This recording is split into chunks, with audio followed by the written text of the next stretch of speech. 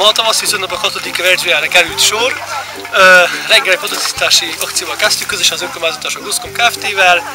A Nagymózes iskolának a 8. B-osztálya van a hátunk mögött, ők akik eljöttek és segítenek nekünk ahhoz, hogy Szászföld és Kézivásárhelyen távol a Feketeügy mentén legyen egy kicsit tisztább a pataknak a medre. Még egy csapat maradt Kézivásárhelyen, aki a túrapatakát takarítsa ki.